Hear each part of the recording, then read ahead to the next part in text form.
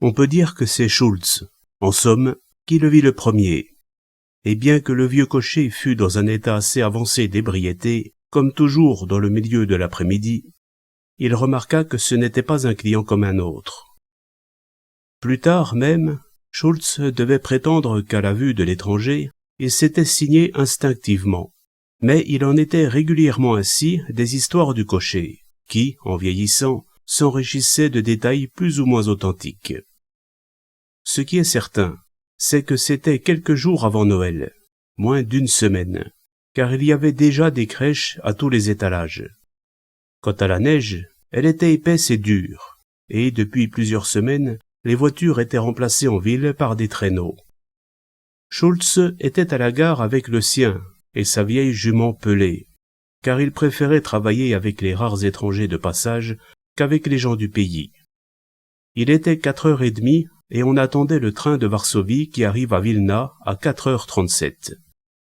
Schultz était vêtu de son antique houppelande en peau de bique, qui sentait l'écurie à 10 mètres. Sous son bonnet de fourrure enfoncé jusqu'aux yeux, son visage disparaissait presque sous les poils roussâtres de ses moustaches et de sa barbe, où il y avait toujours des traces humides. Quand le train est arrivé, raconta-t-il ensuite, j'ai vu aussitôt qu'il y avait un voyageur de première classe. Et Schultz, bien entendu, s'était précipité.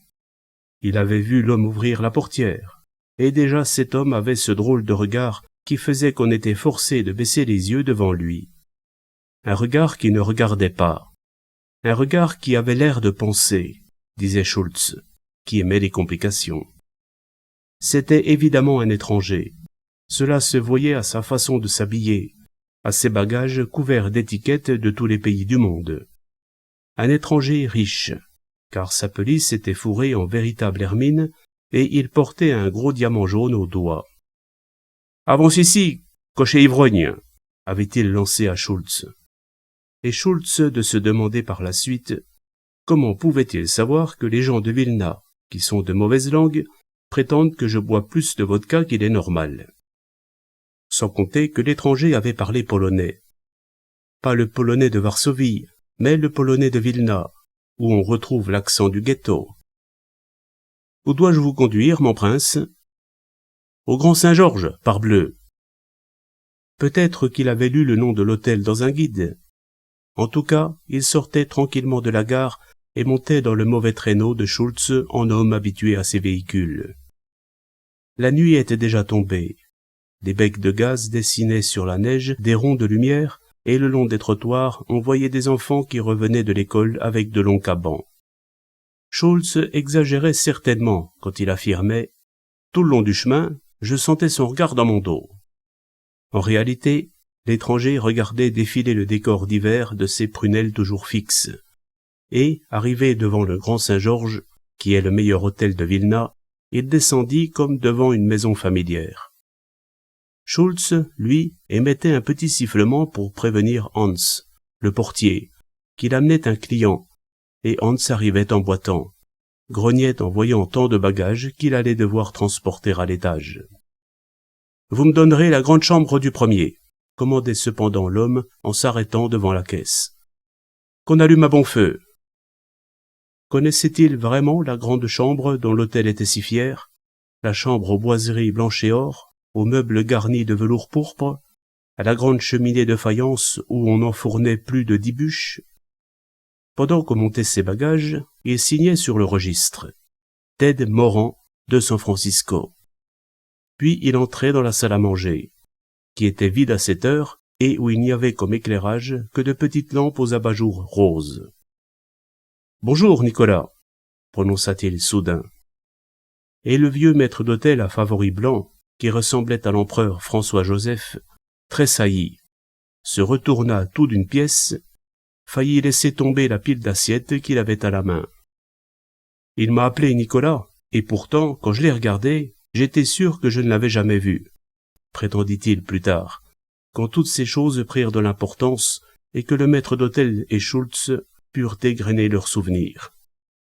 L'homme qui avait signé Moran commanda pour le dîner un plat de poisson de rivière, comme on n'en fait que dans le pays, puis de l'oie fumée, qui est une spécialité du temps de Noël. Il n'avait pas payé Schultz. Il ne lui avait pas dit non plus d'attendre, mais Schultz n'était pas assez bête pour s'en aller, et il se réchauffait en battant des mains et des pieds comme un énorme pantin. Il fit bien de rester, puisque à 5h30, déjà, l'homme sortait de l'hôtel et montait dans le traîneau, donnait une adresse du vieux quartier juif et allumait une cigarette avec un briquet en or. Dans les petites rues grouillantes, le traîneau se frayait difficilement un passage, et Schultz devait sans cesse pousser des cris pour faire écarter les gens. Voici d'ailleurs comment Schultz raconta cette histoire mémorable. Je me demandais ce qu'il allait faire, à l'adresse qu'il m'avait donnée, car c'était une pauvre maison, dans le plus vilain coin du ghetto, une espèce de caserne, où, dans presque chaque chambre, vivent plusieurs ménages. Pourtant, il est entré là-dedans sans répugnance. J'ai essayé de savoir à quel étage il montait, mais je n'ai pas pu. Il est resté 5 minutes, pas plus. Puis il a repris place dans le traîneau et m'a donné une autre adresse. C'était encore une adresse du quartier juif. Mais avant d'y arriver, il a sauté du traîneau comme s'il voulait fuir sans payer. Il a fait quelques pas en courant, et je l'ai vu interpeller un vieil homme qui passait. Le vieil homme s'est mis à gesticuler. Lui a tiré son portefeuille de sa poche et a tendu un grand billet. Je suis sûr que c'était un billet de 1000 zloty, comme je n'en avais jamais vu auparavant. Un billet neuf, encore tout craquant. Lorsqu'il est revenu, ça a été pour changer d'avis et se faire conduire tout au bout de la ville. Il est entré dans une maison assez propre, comme celle qu'habitent les officiers. Puis enfin, il m'a ordonné de le mener au village. Pour Schultz, c'était là que l'événement commençait. Qu'un client prenne son traîneau pour faire quelques courses en ville, c'était déjà assez rare, car on le connaissait de réputation. Mais qu'un homme qui arrivait d'Amérique et qui payait avec des billets de 1000 zloty lui disait tout à coup, comme la chose la plus naturelle du monde, « Conduis-moi à Stresv ». Schultz se fit répéter le mot, s'assura qu'il s'agissait bien du village qui est à plus de 10 kilomètres. Puis, avec un soupir, en homme qui renonce à comprendre, il enveloppa sa jument pelée d'un grand coup de fouet.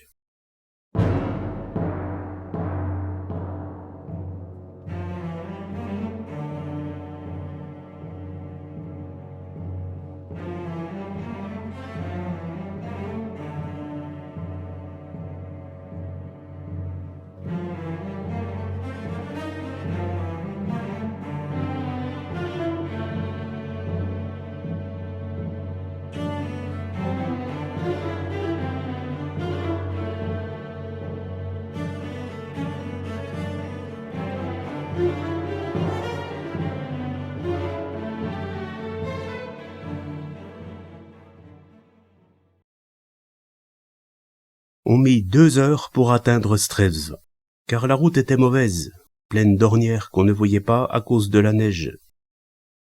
Schultz était parvenu à boire 2 grands verres de vodka.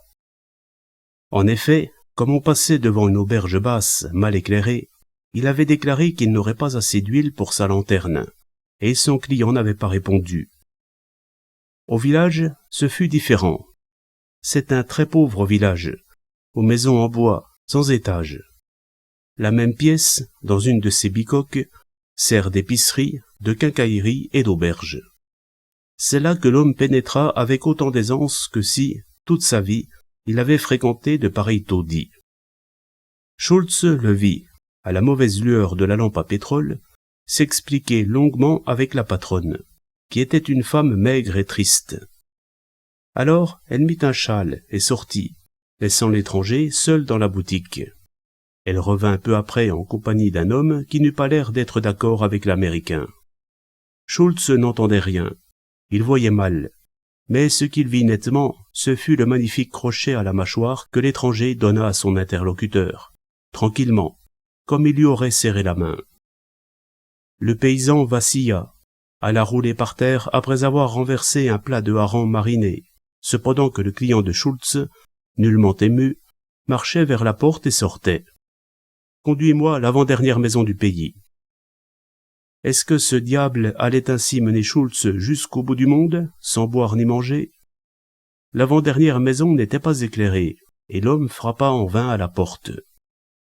Alors il se décida à entrer. Peu après, on entendit des voix, l'une perçante, l'autre toujours calme, puis des bruits qui ressemblaient bien à des coups. Là, dans les souvenirs de Schultz, il y eut un trou, car il pensa soudain qu'il avait le temps d'avaler un verre ou deux de vodka et d'acheter un poisson fumé. Il courut donc à l'épicerie, avec l'espoir qu'on lui parlerait de ce qui s'était passé avec son client. L'homme qui avait roulé par terre était toujours là, l'air furieux. Schultz voulut trinquer avec lui. « À ta meilleure santé. Il a drôle de manière, mon client. » Mais l'autre se contenta de lui lancer un regard hargneux et ne répondit pas. Quant à la femme, Schultz eut l'impression qu'elle pleurait dans l'arrière-boutique. Le cocher regagna son traîneau, les jambes un peu plus molles qu'auparavant. Il bégaya des excuses en constatant que l'Américain avait repris sa place. Puis il y regarda de plus près, fronça les sourcils en se demandant s'il ne voyait pas double. Mais non, il y avait bien une seconde personne dans le traîneau. Un homme tout emmitouflé, qu'on distinguait mal, mais qui ne paraissait pas à son aise. « Où allons-nous à présent, votre seigneurie ?»« Au Grand Saint-Georges, au galop !» Ce qui était une façon de parler, car aucune jument n'était aussi indifférente à ce genre de propos que celle du vieux Schultz.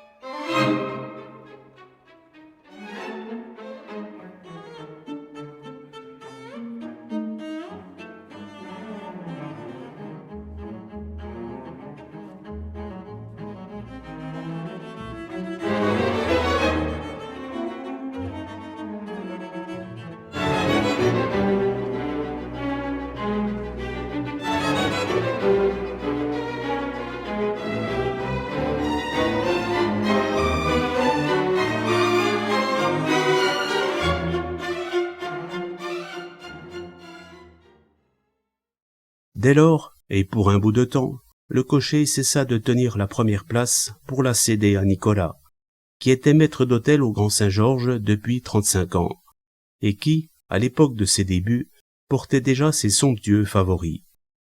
Schultz reçut de l'étranger un billet de 100 zlotys absolument neuf, que l'homme prit dans une liasse d'autres billets qui semblaient sortir tout frais de la presse.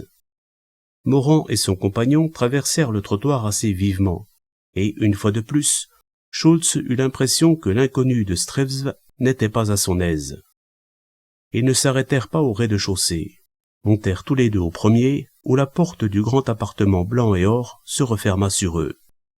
Peu après, Morand descendit, et, quand Nicolas vint l'avertir que son dîner était servi, il ne se donna pas la peine de répondre.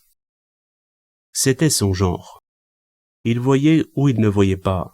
Il entendait ou il n'entendait pas. Il agissait comme s'il était seul au monde, seul maître sur tout. Qu'on prépare immédiatement la chambre voisine de la mienne. C'est qu'elle est occupée. Qu'on change son locataire de place. Mais... Un regard calme et froid, et la caissière promettait de faire le nécessaire. Combien cette chambre a-t-elle de clés? Une seule, bien entendu. Vous êtes sûr? Toujours ce regard qui allait devenir célèbre au Grand Saint-Georges. C'est-à-dire, pour le service, pour le cas où un client partirait avec sa clé, donnez-moi l'autre. Il la mit dans sa poche, alla s'installer dans un coin de la salle à manger et dîna sans mot dire, comme hypnotisé par ses propres pensées. Le poisson est à votre goût? Osa venir demander Nicolas. Le regard. Un froncement de sourcils, comme si le simple bruit d'une voix étrangère lui était douloureux. Et pourtant Nicolas, qui avait toujours été bavard et volontiers familier, poursuivait. « Monsieur restera longtemps à Vilna? L'hiver, nous ne voyons pas beaucoup d'étrangers. C'est une petite ville calme, n'est-ce pas? Cependant, l'été, il vient parfois des touristes. »« Ferme !» se contenta de prononcer Ted Morand. Nicolas remarqua que son humeur ne l'empêchait pas de manger avec appétit, surtout de l'oie fumée, ni de boire de la vodka dorée comme si c'était de l'eau. Quand il eut fini, et comme il allait sortir de la salle à manger, le client se ravisa, revint à sa table, prit une cuisse d'oie qui restait sur le plat, un petit pain. Que monsieur ne se donne pas la peine. Je vais lui monter ce qu'il... Morand haussa les épaules et garda sa cuisse d'oie à la main. La porta lui-même dans sa chambre, dont il referma la porte à clé. Lorsque le valet voulut entrer pour remettre des bûches sur le feu, il n'obtint aucune réponse. Et, jusqu'au lendemain matin, on ne sut rien de l'Américain, sinon qu'il n'avait pas quitté sa chambre et que l'inconnu du village était toujours à l'hôtel. Par contre, un voyageur en fourrure qui occupait une chambre du premier étage se plaignit d'avoir entendu une grande partie de la nuit des soupirs et des gémissements. On aurait dit que quelqu'un se mourait, précisa-t-il. Dans la grande chambre? Non, dans celle d'à côté. Ce qui n'empêcha pas, à 9 heures, Ted Morand de descendre, ayant fait une toilette soignée, le visage toujours pâle. Mais il n'avait jamais dû avoir de couleur. Son brillant jaune au doigt, le regard toujours aussi glacial. « Tu me serviras des œufs et du lard, Nicolas. Il n'est venu personne pour moi. »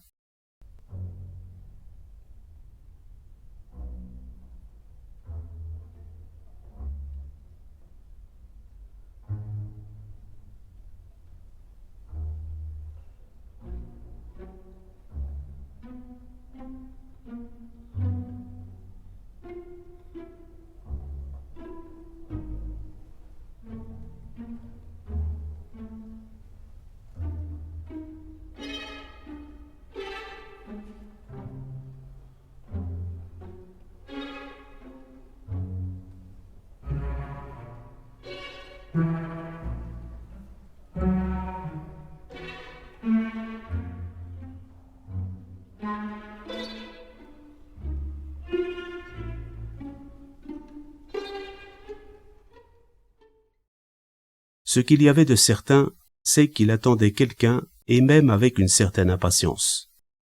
Ce qu'il y avait de sûr aussi, c'est qu'il y avait un homme là-haut, mais que Morand voulait empêcher les gens de le voir. C'est lui, en effet, qui lui monta du pain et du saucisson, après avoir rabroué le pauvre Nicolas, qui voulait lui prendre les victuailles des mains. « À quel nom dois-je inscrire le nouveau locataire ?» risqua la caissière, qui commençait, elle aussi, à être intriguée. « À aucun nom. C'est moi qui loue la chambre. Comme nous avons à discuter longuement, mon ami restera quelque temps avec moi. » Comment pouvait-il avoir un ami dans un village perdu du nord de Vilna? Et pourquoi traitait-il cet ami comme un prisonnier? « Il faudrait peut-être qu'on allume du feu dans sa chambre, » proposa la caissière. « C'est inutile. Faudra-t-il lui monter à déjeuner? Non. » Il le fit lui-même. Alors qu'il venait de manger un repas soigné, il se contenta, comme le matin, de monter à l'inconnu du pain et du saucisson. « Pas de boisson ?» s'étonna Nicolas. « Il y a de l'eau dans le robinet. » Il se moquait de ce qu'on pensait de lui. Il ne faisait rien pour expliquer ses faits et gestes et pour leur donner une apparence naturelle. Au contraire, on aurait presque pu croire qu'il s'efforçait de passer pour un original et d'attirer l'attention. Quel âge pouvait-il avoir? La caissière disait 30 ans. Nicolas prétendait que Morand en avait 35 et plus. Il était plutôt petit, solidement bâti, sans excès. Il ne pouvait pas passer pour beau garçon, car ses traits étaient irréguliers, ses paupières lourdes, sa bouche trop mince, tandis que son nez proclamait une origine sémite. « Il est sûrement le fils d'un émigré polonais, » disait la caissière. « Peut-être a-t-il un héritage à toucher à Vilna, peut-être recherche-t-il des parents. En tout cas, il n'attend pas de courrier.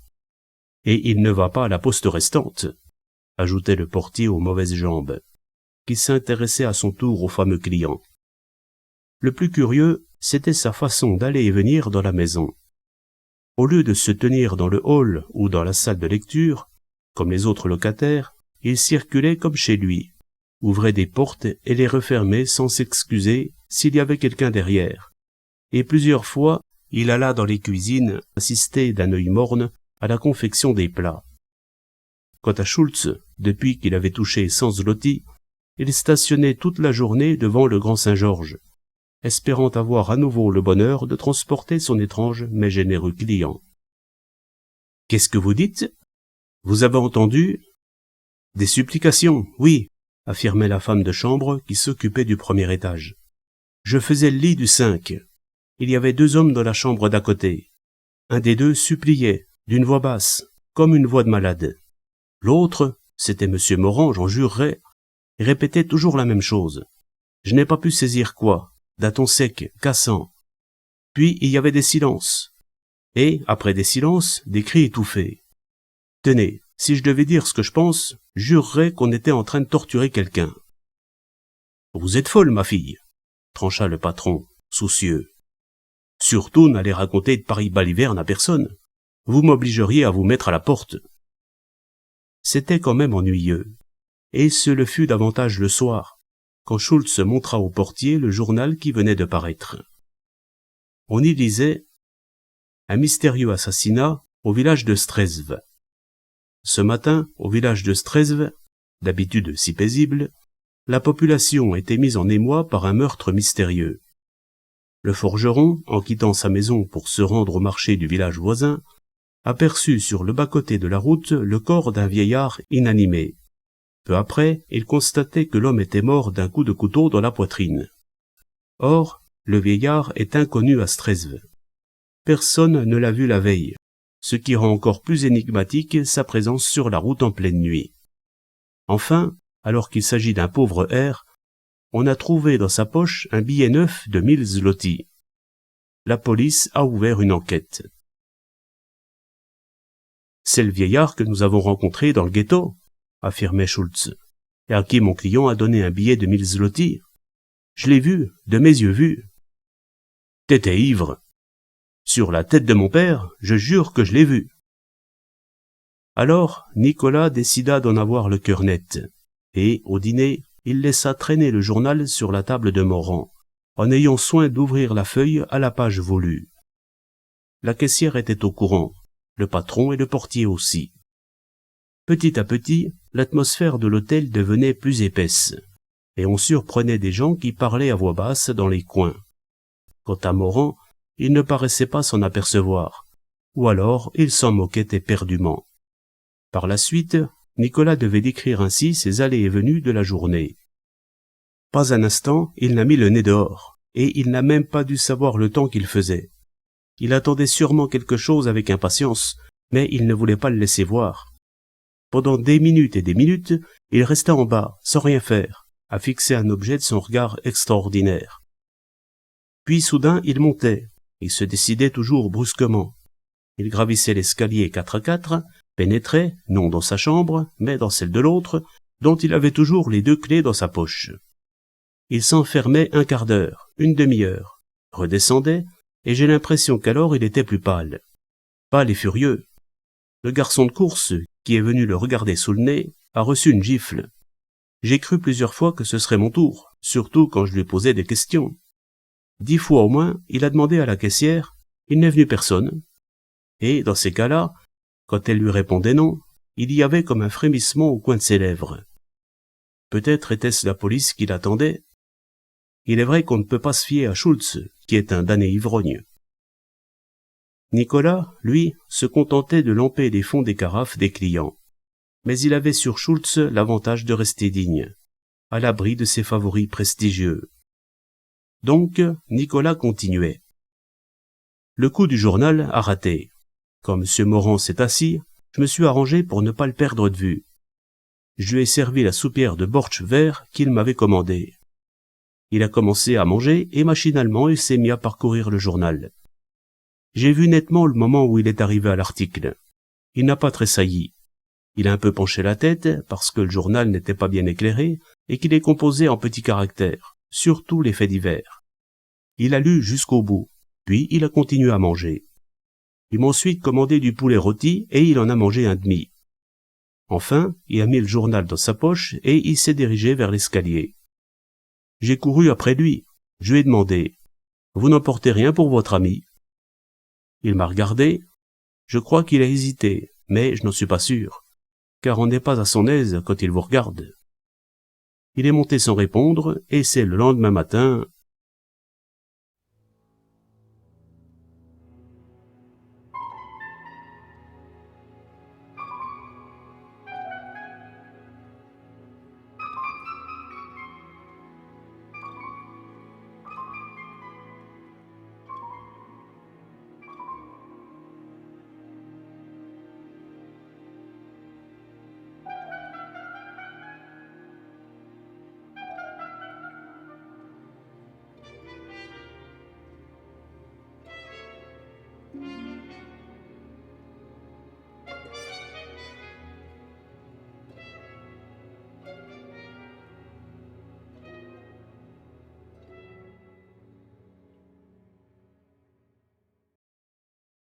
le voyageur de commerce qui, la nuit précédente, avait entendu des gémissements, était parti pour Varsovie, et sa chambre était vide.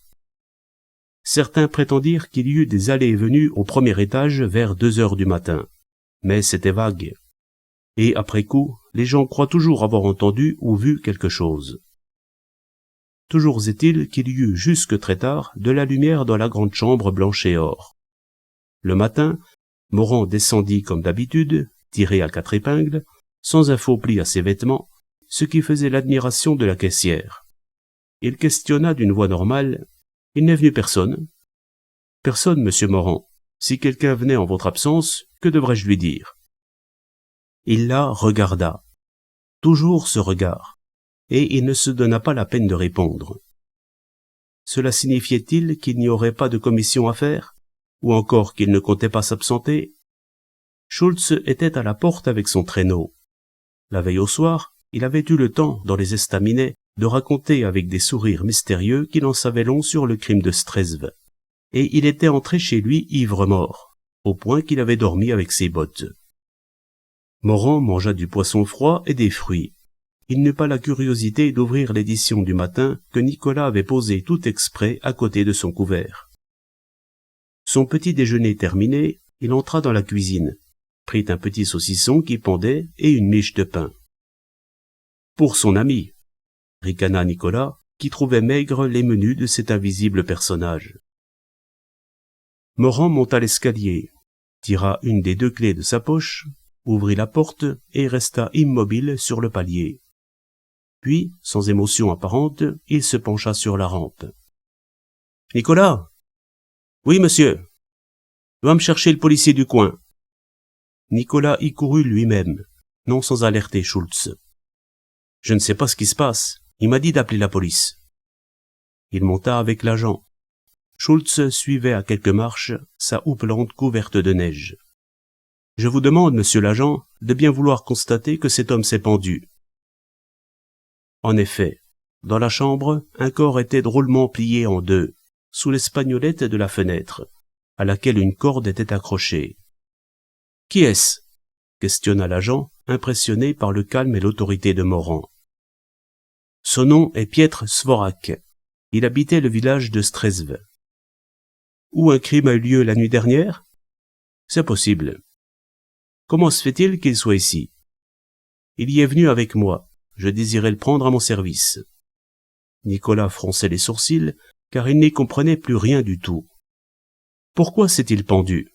interrogeait toujours le policier. « Je l'ignore, et ce n'est pas mon affaire. Avertissez vos chefs. Ils ouvriront une enquête s'il y a lieu. Pour ma part, je ne sais rien. » Schultz, qui s'était approché de la porte, avait entendu, et sa mimique n'était guère moins éloquente que celle de Nicolas. Morand l'aperçut, le regarda, et Schultz essaya en vain d'esquisser un sourire, recula, faillit dégringoler l'escalier, se retint à temps à la rampe. Quant au mort, autant qu'on en pouvait juger dans la position où il se trouvait, c'était déjà un vieillard. Une barbe de plusieurs jours envahissait son visage aux traits durs. Il portait de mauvais vêtements rapiécés, comme les paysans pauvres, et ses bottes étaient éculées. Le lit était sale, mais non défait, prouvant que Svorak, les 2 autres nuits, s'était couché tout habillé, sans retirer ses bottes, comme Schultz quand il était trop ivre. « Vous n'avez plus besoin de moi, je suppose » murmurait paisiblement Morand. « Pas pour le moment, je vais téléphoner au commissaire. » Et, en bas, l'agent s'informait. « Qui est-ce ?»« Un Américain, Ted Morand. Il paraît très riche. Il ne paie qu'avec de gros billets. » Le patron était embêté, et d'autant plus que c'était un voyageur de dernière zone, une sorte de vagabond, qui s'était ainsi pendu dans son hôtel. « Je ne crois pas qu'il soit utile de parler à la police de ces histoires de gémissements, » dit-il à la caissière et à Nicolas. « Surtout qu'aucun de nous ne les a entendus. » Schultz ne quittait plus le Grand Saint-Georges et sa jument passait ses journées immobiles en face de la porte, à regarder tristement la neige sale à ses pieds. Le cocher ne devait-il pas attendre le commissaire? N'était-il pas le personnage le plus important dans cette affaire, puisque seul il savait quelque chose? Le malheur, c'est que, pour se donner de l'assurance, il passa à l'office et vida un plein carafon de vodka doré, si bien qu'à l'arrivée des autorités, il bégayait lamentablement.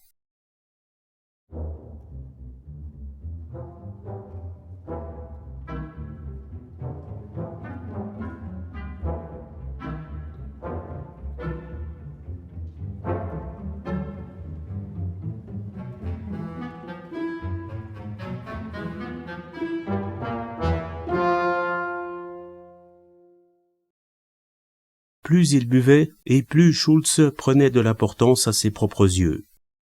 Les moustaches humides, les yeux luisants, il allait et venait au Grand Saint-Georges, accrochait le revers du veston de chacun et grognait des mots indistincts chaque fois qu'on le repoussait. Cela tournait à l'idée fixe. « On essaie de me tenir en dehors de l'affaire », répétait-il. « On veut étouffer ma voix, parce que je suis seul à savoir quelque chose. Mais il faudra bien qu'en fin de compte, on vienne trouver le pauvre Schultz. Et alors, on le suppliera de parler. Mais Schultz leur dira, à tous ces beaux messieurs, » Il hoquetait, ricanait, allait et venait toujours, se faisait mettre à la porte de la cuisine, puis du hall, se résignait à s'adresser à sa jument, qui remuait les oreilles. Quand le commissaire de police sortit en compagnie de Ted Moran, il crut que les deux hommes allaient prendre son traîneau et fut indigné en les voyant s'installer dans un autre traîneau qui stationnait un peu plus loin. On se méfie de Schultz.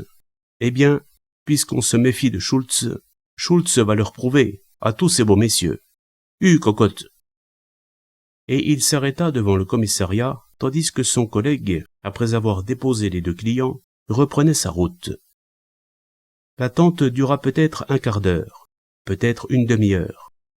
Assez longtemps, en tout cas, pour que Schultz commençât à avoir soif.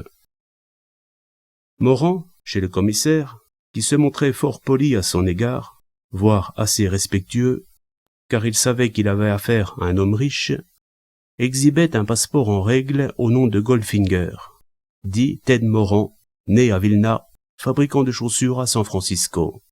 « Pourquoi avez-vous emmené Svorak au Grand Saint-Georges » questionnait avec embarras le policier. « Parce que je voulais en faire mon domestique. »« Pourquoi l'enfermiez-vous ?»« Je ne l'enfermais pas. C'est très ennuyeux, vous savez. Vous n'imaginez pas à quel point c'est ennuyeux. On va être obligé de procéder à l'autopsie, et, en attendant le résultat, je suis responsable de vous. Ça m'ennuie de vous garder ici comme un malfaiteur ou un ivrogne. »« Je pourrais peut-être verser une caution, » proposa Moran. « Une caution de combien ? Voulez-vous 50 000 zloty ? Je les ai emportés à tout hasard. » Le commissaire téléphona au juge. Le juge téléphona au procureur, et, chaque fois, le chiffre de 50 000 zloty était répété avec déférence. « C'est entendu, » soupira enfin le commissaire. « Je vais vous remettre un reçu. Il est bien entendu que vous ne quitterez pas la ville et que vous répondrez à toute réquisition. C'est une histoire très ennuyeuse, très ennuyeuse. » Il ne sortait pas de là, et cette liasse de billets neufs dont il allait être responsable. Et ce reçu. Fallait-il y apposer un timbre ? Fallait-il serrer la main de Moran ou le reconduire froidement jusqu'à la porte ?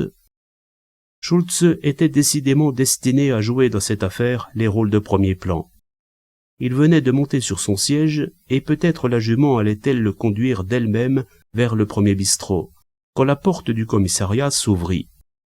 Moran, tout naturellement, prit place dans le traîneau, sans rien dire. Schultz, de son côté, oublia de lui demander où il désirait aller. Dans son esprit, cela ne pouvait être qu'au Grand Saint-Georges. Il faudra bien qu'il vienne demander poliment à Schultz. Il bafouillait. La nuit était noire. La neige tombait à gros flocons lents et on n'entendait que le grelot de la jument. Schultz, dodelinant de la tête, réfléchissait toujours quand sa bête s'arrêta devant l'hôtel et alors il fit un effort pour descendre du siège, se retourna et s'aperçut que son traîneau était vide. Il fut tellement surpris qu'il alla regarder sous la peau de bique qui servait de couverture, mais Moran s'était bel et bien envolé. « Donne-moi quelque chose à boire, Nicolas. Il faut que je réfléchisse, que j'aie toute ma tête à moi. Tu l'aurais peut-être davantage si ton ventre n'était pas plein de vodka. » Nicolas, il n'y a que moi qui puisse comprendre. Quand tu m'auras donné à boire et que j'aurai réfléchi, on lui donna à boire, non pour lui permettre de réfléchir, mais pour l'assommer une bonne fois et le forcer à aller se coucher. Il s'éloigna en effet, au pas lent et monotone de sa jument. On vit son morne équipage errer dans les rues du ghetto, et Schultz, sans doute, réfléchissait toujours, car il ne pensait même pas à héler le client comme il le faisait quand il était avide. Tant pis, décida-t-il en fin de compte. Je dois aller à Stresve et en avoir le cœur net. Les flocons devenaient plus serrés, et la jument, au long de la route semée de fondrières, tendait le cou et butait. Il dut se passer des heures. Schultz se demanda même si on ne l'avait pas fait exprès de reculer le village pour l'empêcher de l'atteindre. Et plusieurs fois il sursauta sur son siège, comme s'il eût senti un danger autour de lui. À certains moments, comme sa bête s'était arrêtée pour souffler, son maître aperçut, dans la neige, à la lueur de la lanterne, des traces assez fraîches de pneus, car la neige fraîche ne les avait pas encore complètement effacées. Il faudra bien qu'il donne une prime. Et alors, Schultz ne sera plus un pauvre cocher et il ne boira que de la vodka dorée, la plus chère, celle qui est parfumée comme une liqueur. Il était arrivé au village, qu'il ne s'en était même pas aperçu, tant il y faisait noir. Il reconnut cependant l'épicerie où on ne voyait pas de lumière, et il ne tarda pas à frapper à la porte avec le manche de son fouet. On fut longtemps à lui ouvrir. D'abord, on parlementa à travers la porte, et il jura qu'il était tout seul. C'était la femme qui l'accueillait, portant une chandelle. « Qu'est-ce que tu veux, cocher ?» questionnait-elle avec méfiance. « Je veux savoir si mon client est revenu. Il est arrivé en auto, n'est-ce pas? Je vois des traces devant la porte. »« Ne me parle plus de cet homme de malheur. Où est-il? »« Est-ce que je sais? Il a demandé après mon homme, mais mon homme n'est pas rentré de la journée. Va-t'en au diable, et ton client avec toi. » Qu'est-ce qui serait arrivé si Schultz, ce jour-là, n'avait pas bu tant de vodka? « Je n'irai pas au diable, » grognait-il. « Je rejoindrai cet étranger qui a des billets neufs de 1000 zloty plein les poches. » Et il regarda de quel côté continuaient les traces de roues. Il constata qu'elles ne retournaient pas vers Vilna, mais qu'elles se dirigeaient vers un autre village. Il suivit la même direction, obstiné, soliloquant éperdument, arrêtant parfois sa jument pour aller voir dans la neige si l'auto était bien passée par là. Le village suivant n'était qu'un hameau. Devant la première maison, qui était particulièrement pauvre, l'auto avait obliqué pour s'arrêter près de la porte. Mais elle n'était plus là, et il n'y avait aucune lumière.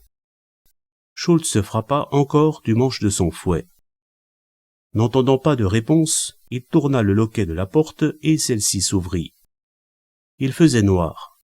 Schultz avait peur et ne trouvait pas ses allumettes. Il heurta un fauteuil, et dans ce fauteuil il lui sembla qu'il y avait un corps. Enfin, il saisit ses allumettes, fit de la lumière et faillit pousser un cri en voyant un homme immobile, les yeux ouverts, dans un vieux fauteuil. Il y avait une bougie sur la cheminée. Il l'alluma, secoua les épaules de l'homme, et le corps se pencha en avant, alla rouler par terre, la tête la première. L'homme était mort.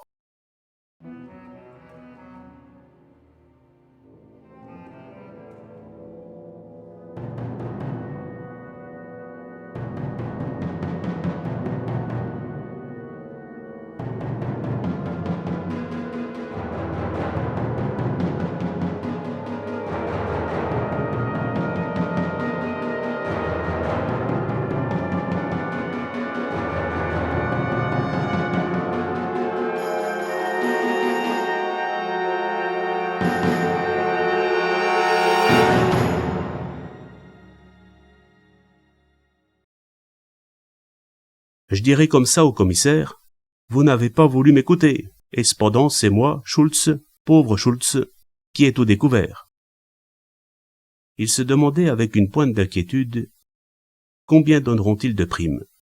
Pour l'assassin de la petite fille, il y a 5 ans, on a offert jusqu'à 1000 zloty, mais le type était mort quand on l'a retrouvé. Il comptait sur ses doigts. 1 mort, 2 morts, 3 morts. Svorak pendu dans sa chambre du Grand Saint-Georges, et le vieux au billet de 1000 zloty qui avait été trouvé assassiné à Strezv, et celui-ci que Schultz venait de découvrir. Est-ce qu'il savait seulement où il allait? Il suivait toujours les traces de la voiture, s'éloignant ainsi de plus en plus de Vilna, oubliant l'heure, inconscient du danger. Une seule chose l'inquiétait. Les auberges étaient fermées depuis longtemps, et il ne pouvait par conséquent pas boire un coup, alors qu'il avait très soif.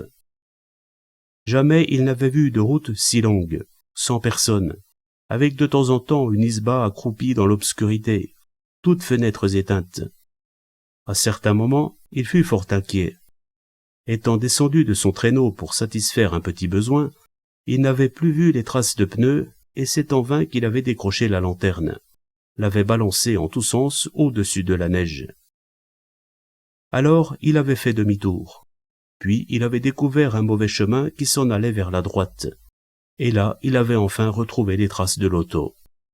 « Cocotte, s'il me donne une bonne prime, t'auras de l'avoine tous les jours, et des fèves bien gonflées chaque soir. » Il se tut, soudain ému, figé sur son siège, car cette auto qu'il poursuivait avec une obstination d'ivrogne depuis Vilna était là, à 100 mètres peut-être devant lui, et il écarquillait les yeux en regardant son feu rouge au milieu du chemin. La conscience lui revint-elle? Toujours est-il que sa première idée fut de faire demi-tour, et de retourner en ville sans s'inquiéter de ce qui se passait. Y avait-il une maison à proximité de sa voiture? N'y en avait-il pas? Et, s'il y en avait une, n'était-on pas encore occupé à tuer quelqu'un? Schultz avait lâché les rênes, et la jument continuait toute seule, exténuée, faisait un dernier effort en devinant peut-être que la randonnée touchait à sa fin. Il y avait bien une maison basse, en bois, comme toutes celles de la région. À une des fenêtres, le cocher vit de la lumière, et, le dos glacé, il finit par descendre de son siège et par faire quelques pas dans la neige. L'auto l'impressionnait, avec ses phares en veilleuse. Il s'en approcha comme d'une grosse bête dont on a peur, et reconnut une des voitures qui l'été font le taxi à Vilna. Mais il n'y avait personne à l'intérieur. Soudain, la porte de la maison s'ouvrit. La silhouette de Morand se découpa dans l'encadrement et un revolver brillait dans sa main. « Entre !» commandait-il, tourné vers la masse d'ombre que formait Schultz avec sa peau de bique. De cette partie de son aventure, le cocher ne parla jamais, sinon pour dire qu'il ne savait plus comment il s'était trouvé à l'intérieur de l'isba. La vérité, c'est que la peur agit à la place de son cerveau, lui dicta ses gestes, le fit marcher bien que ses jambes fussent aussi molles que celles d'une accouchée. « Entre, je t'interdis de porter les mains à tes poches. » Et le regard, ce terrible regard de Morand qui vous enlevait toute envie de discuter ses ordres. Un regard trop calme, trop froid, qui voyait sous votre crâne et dans votre poitrine. « Assieds-toi dans ce fauteuil. » Il n'y en avait qu'un, comme dans la plupart des maisons de paysans.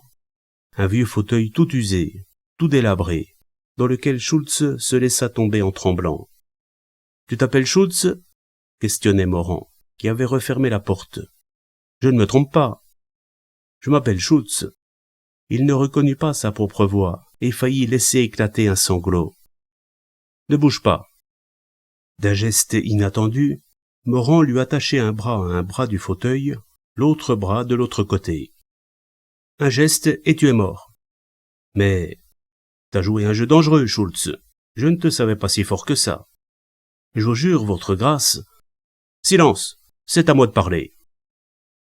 Il fronça les sourcils en entendant le grelot de la jument, qui, dehors, cherchait un abri. Puis il sortit un instant, dut éteindre les lumières de l'auto, car on ne vit plus de halo rougeâtre au-delà de la fenêtre. Quand il revint, il avait allumé une cigarette. Il s'installa califourchon sur une chaise, ferma les yeux un moment et commença enfin d'une voix morne. « On m'appelle Goldfinger, Schultz. J'étais jadis le petit Goldfinger. » Et Schultz regardait avec terreur son visage, qui était devenu plus froid que de la pierre, ses yeux qui n'exprimaient aucun sentiment humain.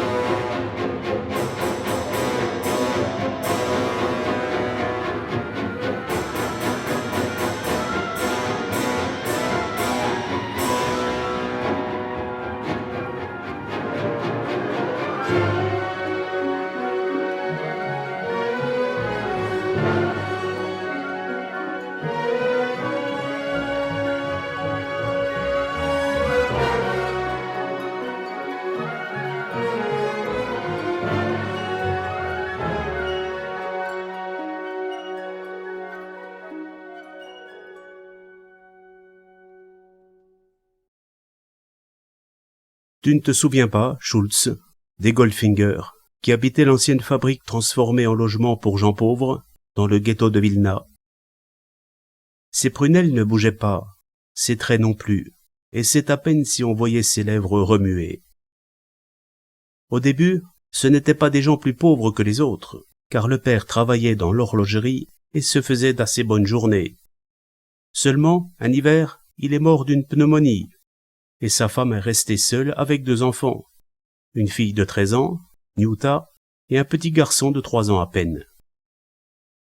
Schultz restait immobile, n'osait pas détourner son regard de Morand, fasciné qu'il était par celui-ci.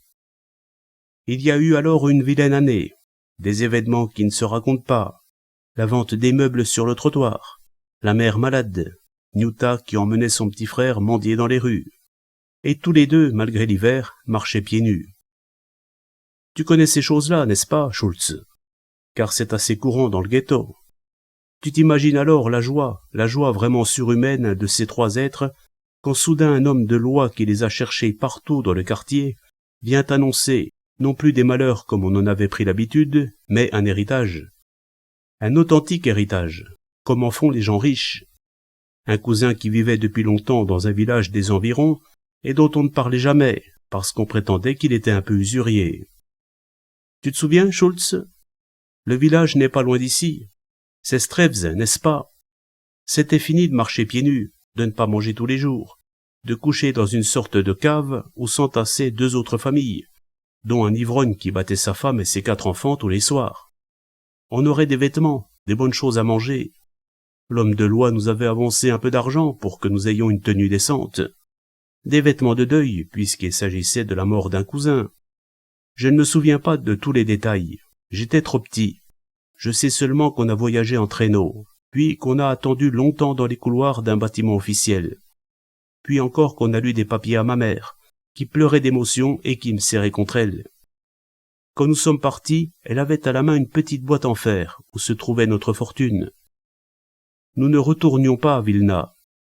Il était décidé que nous ne vivrions plus dans le ghetto, mais à la campagne, dans la maison que l'oncle avait léguée avec le reste. Mes souvenirs sont imprécis, Schultz. Ou plutôt, il y a des parties vraiment éclairées et d'autres qui restent dans l'ombre. Par exemple, je ne me souviens plus si nous avons assisté à l'enterrement de mon cousin, ni ce qui s'est passé le premier soir que nous avons habité la maison. Je sais seulement que le lendemain, il y avait de la neige partout et beaucoup de fumée dans la chambre, parce que le poêle ne tirait pas. Ma mère nettoyait. Elle voulait rendre propre l'isba du vieux célibataire dont nous avions hérité. Je sais aussi qu'elle avait échangé avec ma sœur des paroles mystérieuses, et je suppose qu'il s'agissait du coffret. Je n'avais pas de lit. Comme auparavant il n'y avait pas d'enfant dans la maison, on n'avait rien prévu pour moi, mais on m'avait, en attendant, arrangé par terre une couche assez douce avec de vieux vêtements. Je dormais. C'était la nuit. J'ignore s'il y a eu des coups frappés à la porte, et qui a ouvert. Quand j'ai soulevé les paupières, il y avait des hommes chez nous, 4 ou 5, dont le visage était caché par des mouchoirs, comme les paysannes en portent l'été sur la tête. Tu te souviens, Schultz? C'était inutile de crier. L'isba était assez isolée pour empêcher un voisin d'entendre. Et les hommes avaient bu. Je me souviens fort bien de l'odeur d'alcool. Ils riaient, se poussaient du coude. Il y en avait surtout un, dont on voyait du poil roux sortir dessous le mouchoir. « Dis-nous où est le magot » ordonnait-il à ma mère. Et alors, Schultz, le cauchemar a commencé. Ma mère ne voulait pas. Elle tenait à défendre son bien. Notre bien. L'aisance enfin obtenue, avec des repas à heure fixe et le pharmacien si on en avait besoin. Eux étaient les plus forts. C'étaient des brutes. Ils s'étaient excités les uns les autres en buvant, et ils burent encore une bouteille de vodka qu'ils avaient trouvée dans un placard. Puisque tu ne veux rien dire, on trouvera bien nous-mêmes. Comme pour s'amuser, ils éventraient les meubles au lieu de les ouvrir. Ils avaient arraché de son lit ma sœur, qui ne savait comment cacher son corps. À mesure que le temps passait et qu'ils ne trouvaient rien, ils devenaient plus féroces, cassaient tout ce qui pouvait se casser, se tournaient de temps en temps vers ma mère en lui adressant des menaces. Encore une fois, je ne me souviens pas de tout. De tous les détails, Schultz. Et c'est heureux pour moi, pour toi aussi. Je crois que ça dura longtemps, une grande partie de la nuit. Ils étaient des hommes vigoureux, et ils n'avaient devant eux qu'une femme qui relevait de maladie et 2 enfants. Ce que je revois, c'est celui au poil roux se jetant sur ma mère et l'attachant à un fauteuil, à notre unique fauteuil, comme tu es attaché maintenant. Il voulait la forcer à dire où était le coffret. Si je l'avais su, je crois bien que je l'aurais crié. Il la frappait, en l'injuriant toujours, et c'est alors que je me suis mis à pleurer, et qu'on m'a enfoncé une serviette sale dans la bouche. Tu te souviens, Schultz? Tu te souviens de ma sœur? Toujours le même, le rouquin, qui était une sorte de chef. Il avait prévenu ma mère que, si elle ne parlait pas, c'est à Nyuta qu'il s'en prendrait, et les autres lui avaient arraché sa chemise, la maintenaient immobile. Ma mère avait beau hurler qu'elle allait parler, qu'elle avouerait où était l'argent, il ne lâchait pas Nyuta, et jusqu'au bout tout s'est passé devant moi, devant ma mère. Puis, pourtant, elle leur avait tout dit. Ils avaient l'argent, mais ils étaient trop excités, maintenant, pour s'en contenter. Sans compter que le rouquin avait peur, se demandait si, malgré son mouchoir, qui s'était écarté un instant, on ne le reconnaîtrait pas. La petite m'a vu, prétendait-il. Faut pas qu'elle parle. Et c'est lui, Schultz, de ses mains, qui l'a étranglé. Après, ils ont encore bu, puis ils ont compté les pièces d'or et d'argent qu'il y avait dans le coffret, et enfin ils ont regardé ma mère et se sont demandé ce qu'ils allaient en faire. Est-ce que j'ai besoin de te le dire, Schultz? Est-ce que j'ai besoin de te raconter par le détail ce qui s'est passé cette nuit-là? J'étais trop petit pour être dangereux, et pourtant on m'a frappé sur le crâne avec une grosse pierre. Le lendemain, dans la matinée, des voisins ont retrouvé ma mère, morte, ma sœur, morte, moi qui ne valais guère mieux, et la maison bouleversée comme par une bande de forcenés. On a dû me transporter à l'hôpital, je n'en sais rien. Sans doute qu'il y a eu une enquête, mais elle n'a pas donné de résultat. J'avais 8 ans, et je mendiais dans les rues quand je me suis caché dans un train d'émigrants. Au Havre, j'ai été arrêté, puis relâché, puis un tailleur de Varsovie qui partait pour l'Amérique m'a payé, bien qu'il ne fût pas riche, un billet d'entrepont. Les années ont passé, et, lanciné par la peur de la misère, j'ai gagné beaucoup d'argent. Je suis devenu Ted Moran, un important industriel de San Francisco, qui occupe 2000 ouvriers et ouvrières. Je sais bien, Schultz, que tu aimerais autant ne pas savoir. Comme les autres. Car les autres ont été dans ta situation. Ils ont été obligés d'écouter jusqu'au bout. J'ai gagné beaucoup d'argent, mais je n'ai jamais été un homme comme tout le monde. Tu comprends ça, oui? Si je te disais qu'étant devenu homme, il m'est encore arrivé de m'éveiller la nuit, tel un enfant fiévreux, en poussant des cris perçants. Un jour, j'ai écrit à la police de Vilna pour lui demander quels avaient été exactement, jadis, les résultats d'enquête. Et j'ai reçu tout un dossier où il n'y avait rien. On avait arrêté des tziganes qui, à cette époque, stationnaient dans le pays, mais on n'avait relevé aucune preuve contre eux. Les années ont continué à couler, Schultz. Comme tous ceux de chez nous qui font fortune en Amérique, j'occupais le plus possible de Polonais et de Polonaises. Un jour, il y a très peu de temps, une secrétaire à qui je confiais mon passeport pour aller y faire apposer un visa devint toute pâle en lisant mon vrai nom, Goldfinger. Je la questionnai, et elle ne me fit que des réponses embarrassées. Je m'informai et appris qu'elle vivait avec une vieille tante originaire de Strezv. Je l'ai trouvée cette femme devenue impotente. J'usai de tous les moyens pour la faire parler, et elle finit par m'avouer que son mari appartenait à la bande de jeunes gens qui avaient tué ma mère, mais qu'il était mort quelques années auparavant. J'exigeai les noms des autres. Elle ne savait pas. À l'époque, en effet, elle n'était pas au courant, et ce n'est que plus tard que son mari, malade, lui avait tout confié. Elle se souvenait seulement d'un certain Svorak. Et c'est là-dessus, Schultz, que je suis parti.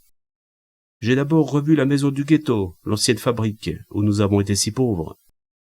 Dans la rue, j'ai rencontré un homme dont je croyais me souvenir, un voisin bienveillant devenu un vieillard. Je lui ai demandé s'il connaissait Svorak.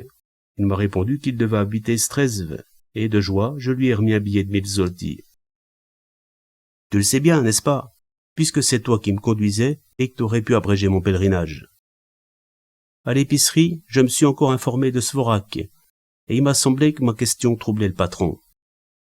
Quand enfin j'ai trouvé l'homme, quand je l'ai questionné et qu'il a refusé de me répondre, je l'ai emmené, sous la menace du revolver. Je l'ai chambré au Grand Saint-Georges, et je l'ai torturé comme ma mère l'avait été, exigeant sans cesse le nom des autres et celui du rouquin, qui, dans mon souvenir, était resté comme le principal coupable. Hélas, Svorak, effrayé, s'est pendu avant d'avoir parlé. Mais un autre fait révélateur s'était produit. Le vieux à qui j'avais donné les 1000 zlotys était trouvé assassiné à Strezve. J'ai compris ce qui s'était passé. Étonné de ma générosité, il était allé là-bas pour savoir de quoi il retournait. Et un autre complice l'avait abattu, s'imaginant que c'était lui qui avait vendu la bande, le mari de l'épicière, qui a aussitôt disparu. Il fallait faire vite, n'est-ce pas, Schultz? Avant que la police, endormie momentanément par une forte caution, ne mit des bâtons dans les roues. J'ai préféré une auto à ton l'entraîneau. Je suis retourné à l'épicerie. J'ai exigé de la femme de savoir où était son mari, et elle m'a donné une adresse, celle de son beau-frère, au village voisin. Je n'y ai pas trouvé le mari, mais le beau-frère. Je l'ai attaqué comme on avait attaqué ma mère, et il a fini par avouer qu'il faisait partie des 5 de jadis. Son frère était venu l'avertir que j'étais dans le pays, mais il n'avait pas eu le temps de fuir. « Qui est le rouquin ?»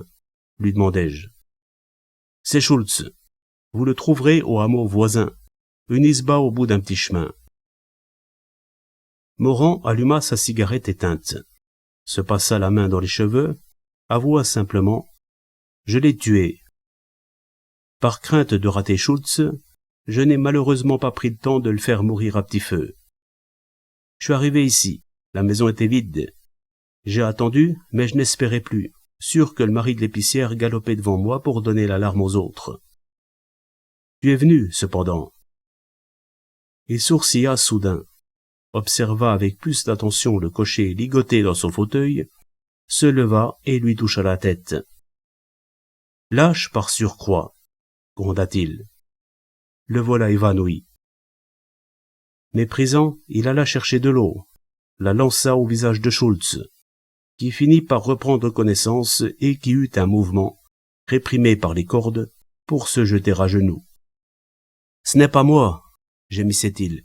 « Ce n'est pas vrai, je jure que ce n'est pas vrai, que je ne connais pas cette maison, que je suis in... » Alors, le pauvre Schultz put avoir une idée des traitements qui avaient poussé Svorak à se pendre. Chez Morand, il n'y avait plus la moindre corde sensible à la pitié, et la douleur des autres, pour lui, était un spectacle qu'il pouvait regarder avec un sang-froid absolu. « Il faut que tu avoues, Schultz, tu comprends? J'aimerais mieux ne pas te faire mourir d'une balle, ni t'étrangler, mais te faire mourir de peur. Je vais commencer par... » Le cocher poussa des cris perçants, essaya en vain d'expliquer. « On m'appelle Schultz, mais je n'ai jamais habité cette maison. Je suis un pauvre cocher qui... Tu vas parler, n'est-ce pas? Et quand tu seras mort à ton tour, il ne me restera plus qu'à mettre la main sur l'épicier. À moins qu'en apprenant demain par les journaux ce qui t'est arrivé, il préfère se suicider. Tu n'aimerais pas te suicider, toi? »« Non, de grâce, je jure !» Est-ce qu'on allait le faire mourir à petit feu sans l'entendre? Est-ce qu'il ne parviendrait pas à expliquer qu'il était un Schultz, certes, mais un autre Schultz, pas même de la famille de celui de jadis? Je jure! Souviens-toi de ma sœur, Schultz, et de ma mère. Et cependant tu riais. Écoutez, haleta le cocher. Écoutez quoi? T'es lâche à ce point? Lâche et bête? Tu crois que tu m'auras en jouant la comédie? Que tu détourneras mon attention? Écoutez, quand ma jument frappe ainsi du sabot, c'est qu'il y a quelque chose qui l'inquiète. Et t'espères que j'irai voir dehors, que pendant ce temps tu auras le temps de te débarrasser de tes liens. Je vous jure, votre honneur, je suis un autre Schultz, je suis ivre, malheureusement. Ma pauvre tête est lourde comme un plein sac d'avoine. Et vous me faites mal. Assez, Morand s'arrêta, non à cause de ce que lui disait sa victime, mais parce qu'il avait eu vraiment l'impression d'entendre un bruit dehors. Alors, ce fut son tour de marquer quelque inquiétude. Il était seul, dans une isba isolée, comme jadis. Si plusieurs hommes surgissaient... « Ne bouge pas, commanda-t-il. Et, de son couteau, il coupa les liens de Schultz, qui resta immobile. « Tu vas marcher devant moi. Je tiens mon revolver braqué sur toi. Au moindre geste, je tire. » L'autre, en essayant de se lever, vacilla, mais la peur le fit enfin tenir debout. « Va vers la porte. Tiens-toi droit. Maintenant, ouvre. Et s'il y a des gens qui nous guettent, si l'autre Schultz, ouvre la porte. Bien. Ne bouge pas. » Devant eux, la nuit, l'auto dans la neige, le traîneau, un peu plus loin, avec la jument qui hennissait en sentant son maître. Tu vois qu'il n'y a personne. Au même moment, une détonation retentissait, et Schultz se laissait tomber sur le sol. Morand l'enjambait, tirait à son tour, en courant, et on entendait un second bruit de chute sur la neige. La scène fut confuse, comme, dans ses souvenirs, l'était pour Morand la terrible scène nocturne d'autrefois. Il avait abattu un homme, c'était certain, et il croyait reconnaître la longue silhouette de l'épicier. Mais il y en avait un autre à quelques pas, à moitié caché par l'auto. Il bondissait dans cette direction. Une balle le frôlait, mais ne l'atteignait pas, et il se heurtait à un corps volumineux, roulait avec celui-ci dans la neige. La seule chose qu'il voyait, c'était une barbe roussâtre où il y avait de nombreux fils d'argent. « Schultz !» Un cri qui lui sortait du cœur, qui jaillissait, plein de haine enfin satisfaite. Et, comme il était trop près pour se servir de son arme, il la lâchait, tendait les doigts vers la gorge de son adversaire. Mais un autre Schultz, l'autre Schultz, avait entendu le cri et l'avait pris pour un appel. Et voilà que le cocher rampait vers un décor étendu. À la lueur de la fenêtre, il voyait l'épicier, qui n'était pas mort, braquer son arme dans la direction de Morand. Encore un bond. Et Schultz, l'autre Schultz, toujours le bon, comme on devait dire par la suite, arrachait le revolver à l'épicier. Il n'avait jamais tué un homme. Il ne s'était jamais servi d'une arme de ce genre. Était-il encore ivre? Toujours est-il qu'il pressa la gâchette, sans savoir comment, sans réfléchir, et que désormais l'épicier ne fut plus de ce monde. « Je crois qu'il est mort, » murmura Morand en se levant. « C'est dommage, il n'a presque pas souffert. » Il avait serré trop fort, dès le début. « Où es-tu, Schultz? T'es blessé ?» Et le pauvre Schultz ne savait pas lui-même, ne savait plus si, lors du coup de feu, il était tombé avant ou après. C'était avant. Il était tombé de peur. « Je ne t'ai pas fait trop de mal tout à l'heure. T'avais raison. Voici le vrai Schultz. Je pourrais jurer que je le reconnais. L'épicier est venu l'avertir. Ils ont dû décider d'en finir avec moi. Armé, il m'attendait derrière la voiture, décidé à m'abattre comme un lapin. » Il regarda avec étonnement son compagnon qui claquait des dents. Questionna. « Qu'est-ce que t'as ?»« Soif. » Ils trouvèrent à boire dans la maison. Morand regarda l'heure à sa montre. « 3h10, dit-il. Si je veux éviter des ennuis, il vaut mieux que je m'éloigne de Vilna. Il y a une petite gare pas loin d'ici, où le train de Varsovie passe dans une demi-heure. » annonça Schultz, à qui la vodka rendait son sang-froid. « T'es sûr ? » ?»« Certain. J'ai de la famille dans ce village. C'est pourquoi je connais les heures des trains. »« Je t'ai fait très mal tout à l'heure ?» Et toute sa vie, Schultz regretta sa réponse. « Pas trop, » dit-il en effet pour complaire au terrible Morand. « Tiens, pour oublier. » On lui tendit une liasse de billets de banque qu'il ne compta pas aussitôt, mais qui se révéla par la suite composée de 30 billets de 1000 zlotys. Alors, s'il avait eu très mal, s'il avait eu affreusement mal, et s'il avait été vraiment blessé.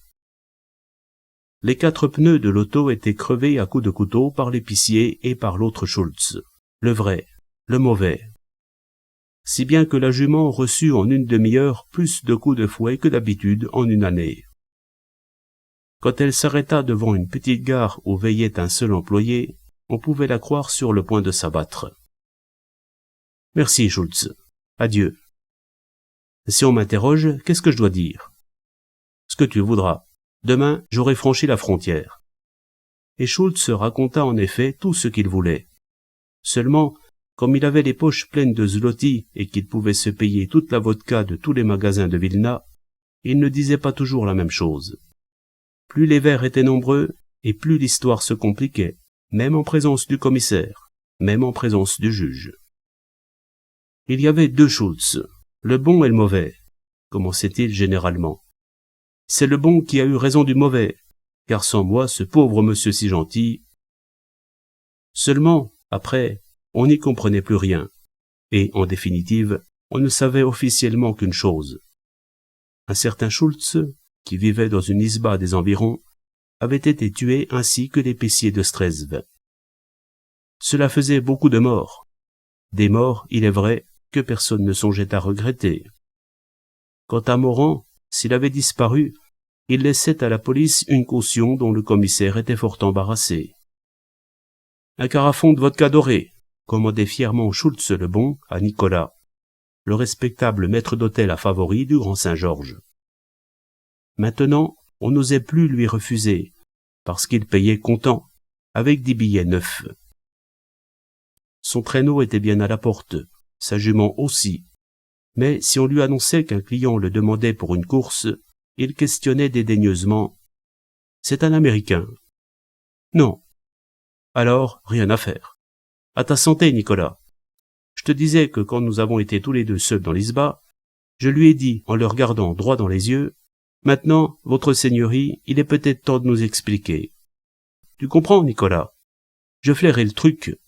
Et il ne s'attendait pas à ce qu'un homme comme moi, qui venait de parcourir des lieux dans la nuit, lui tienne tête.